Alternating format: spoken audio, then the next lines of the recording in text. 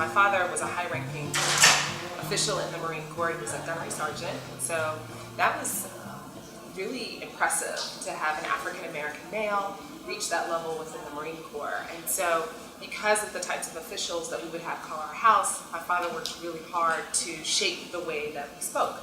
And so also given some of his training, he was also very particular about anything that would identify us or make us stand out in the crowd, just for our own protection.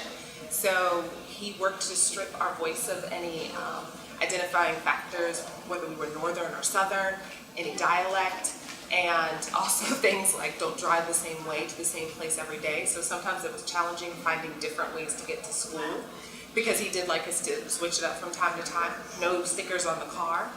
But the way that that really manifested itself in my life is how I had to speak at home and answer the telephone. So while most of my friends would pick up the phone and say, hello, I had to say, hello, Bryant's residence. This is Ayanna Bryant speaking. And so I got teased a lot, as you can imagine.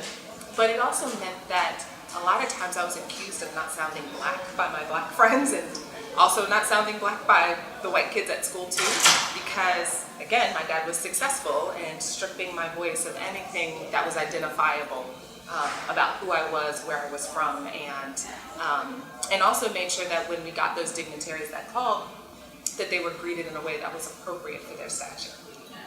How has that kind of shaped you as you've grown into an adult and mom now of two beautiful girls?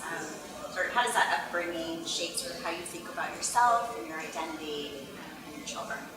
It was challenging when I was young because I never fit in with the black kids and I didn't fit in with the white kids. And because I was never fully black enough, or I was too black, depending on the circumstances. But instead of seeing that as a negative, I really embraced that because it really created opportunities for me. I actually got scholarships on public speaking to get me to the University of Virginia.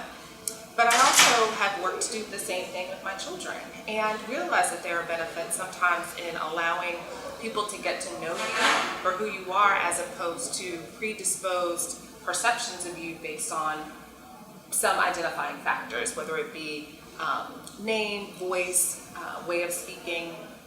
And while there are some who may not agree with that, I do believe that that was something that I took from my childhood. And so I do have two daughters, one named Patricia, one named Julia.